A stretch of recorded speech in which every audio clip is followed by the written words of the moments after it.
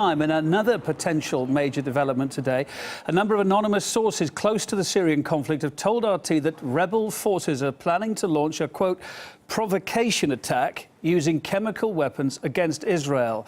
Live now to RT's Paul Eslier in Tel Aviv for more on this. Obviously, those concerns that are uncorroborated, but let's talk about where they may have come from and how strong they may be. Those concerns being greeted very seriously in Israel. Well, it certainly will be taken very seriously here in Israel. Nothing as of yet in the Israeli press or any kind of official comments.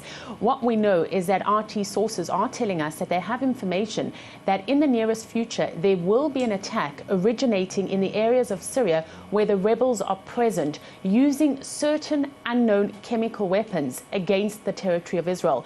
Now, there are two important points I want to make. The first is that we are being told that these attacks will originate in territory that is being controlled by the Assad government. So what this clearly means is that the blame will go towards the Syrian regime. But on the other hand, it will be attacks that will be carried out by the Syrian rebels. As I say, no reaction as of yet here in Israel, but in the last 24 hours, there have been a number of emergency drills, particularly in the north of the country, in Israel's Golan Heights. We also are hearing now from the Israeli Institute for Policy Against Terrorism. On Monday, they released a report in which they say that they have information that there are chemical weapons in Syria being housed in some 50 cities. 5 of those are cities with big factories. Now, the report is saying that the situation in these cities is constantly changing. So what this means is that sometimes the rebels are in charge, sometimes Assad's forces. And the conclusion is that there is the possibility that the rebel fighters will be in control of these weapons if and when these cities fall to their hands.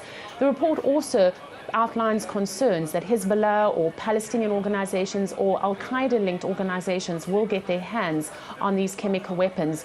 Israel, of course, is very, very concerned about any kind of attacks on Israeli territory that will emanate from Syria. In the past, it has struck Syria at the time it said to prevent weapon delivery to Hezbollah. Of course, it's common knowledge in Israel and elsewhere that this country benefits from Assad being in power. Otherwise, Israel would have to face a whole host of characters who ultimately are going to be worse than Assad himself. Although officially, the Israeli point of view is that it is not involved inside Syria. But speaking to people here inside Israel, the Israeli point of view, by and large, is that the lesser evil is for Israel to coexist with the Assad regime. And of course, this is something that Israel has been doing for a few years. The alleged use of chemical weapons by the rebels is not something new. We've seen these allegations coming forward in the past.